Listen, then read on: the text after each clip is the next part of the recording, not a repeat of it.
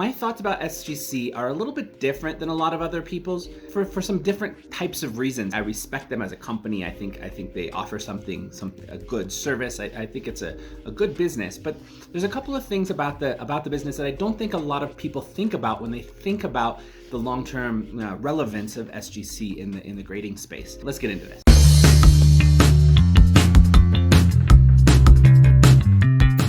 For me, coming from an international place, if I want to grade my cards and sell them on the domestic market here in China, if I wanted to do that with PSA, BGS, also now, or CSG, it's pretty straightforward. The prices I'd be able to get on the domestic market for PSA, BGS, and CSG would be pretty much aligned to what would happen on the US market. Not exactly, I mean, generally the market here in China is a little bit lower on most things, but pretty close to even for those three companies. SGC, however, has like no market space here at all. And when you look into SGC, they seem to me to be the smallest of these different grading companies. PSA, of course, is this massive thing. They're grading 1 million cards per month.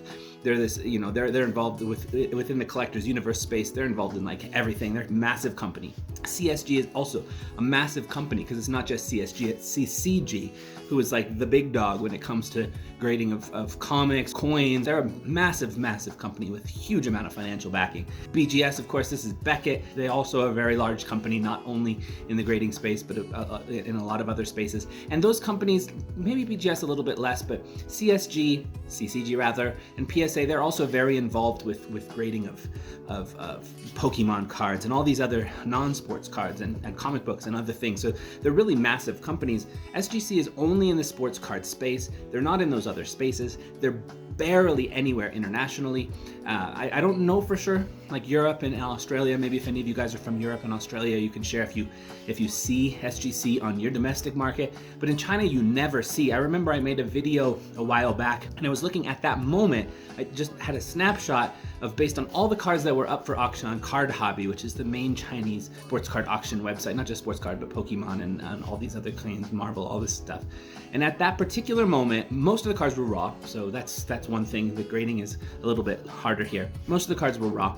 But besides the raw cards, as far as the graded cards were going, PSA, BGS had significant amounts more than anybody else. And generally, when I've talked to collectors here, PSA, BGS still way higher reputation than any others. BGS hasn't really taken a reputation hit in the Chinese domestic market like it has in the US. It commands the same prices as PSA for the most part. It's still very respected in the domestic market. CSG, more like how it is in the US. It's the one behind everybody. Its values tend to sell for less, but more than a raw card, and it's pretty similar here. But then SGC is the one where there's a really big difference. At the time that I was looking, there was only 20 SGC cards in the entire country that were up for auction. In the entire country. So keeping in mind that this is at the time, I can't remember the exact numbers. I want to say like there were 60,000 cards that were up for auction at that moment, and 20 of them were in SGC slabs. I was talking to one collector in Shanghai who set off a bunch of cards to SGC, got them shipped back to China, sold them on the market. They all sold for raw prices. This happens sometimes with grading companies that are not so well known in the domestic market here. If you have a really small Chinese grading company, the card will sell for raw. I've bought a few Chinese graded cards that I bid as if they were raw, and I won them at a percentage lower than the comps for the raw price. There was one I've mentioned in other videos. There's one Chinese grading company, GPTC, who is more reputable in the Chinese domestic market. I would actually put them in the third place position after PSA, BGS. I think GBTC and CSG are kind of battling for that third place position within the Chinese domestic market. SGC is nowhere to be found, and they're treated, from what I've seen in the domestic market, the same way that unknown startup Chinese grading companies are treated. So to me, this highlights something, because SGC is, as much as I like them, as much as I like that their reputation has been growing, because I do think what PSA is offering has limitations and there's some problems in the business. So I do feel having competition and having is important. But at the same time, SGC has always been this kind of smaller thing. They've been around for practically as long as PSA, not quite, but they've been around for a long time. But they've always operated as kind of a smaller niche grading company that's respected, that's reputable, but that's not trying to be the king of the industry. And even now, when they are raising their capacities, they're still not branching out into other countries. They're not branching out beyond sports cards into non-sports cards and things like that much at all. They don't seem to really be trying.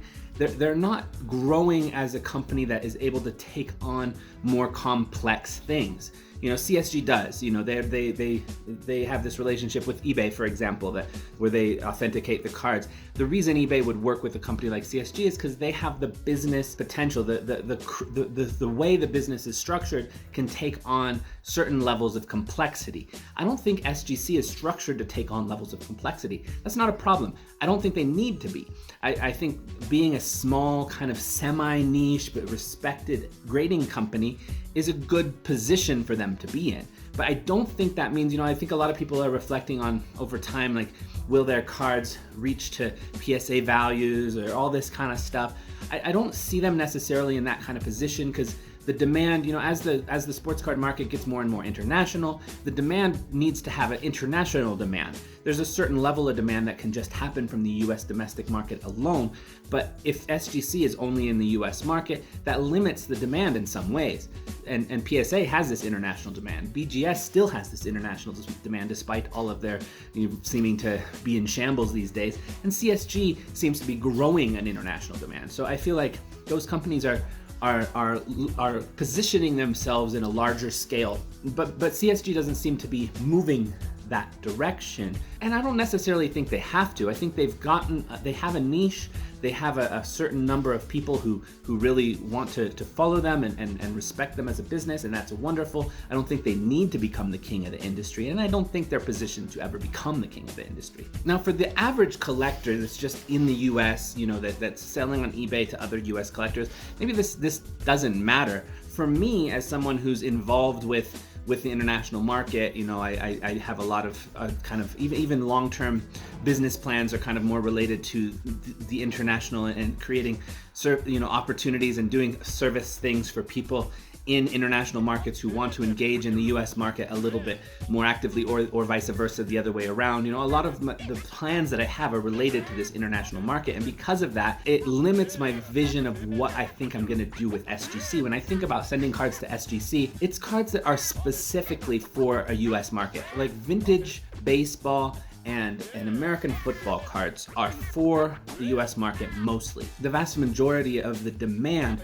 for baseball and American football is going to be in the US, so I think that SGC is a perfectly reasonable company to use in those sports. But a lot of the demand for soccer cards, for basketball cards, for Pokemon cards, I don't have those, but if I did, for Marvel cards, those kind of things, the demand is wider than just the US, and I think that SGC has limited itself into having a demand that's at the US market only. Maybe SGC has the potential to build into these other ways, and I do appreciate that they don't try to take on too much. It's actually, I think, an advantage for them in some ways that they stay a little bit smaller, a little bit more niche, a little bit more focused.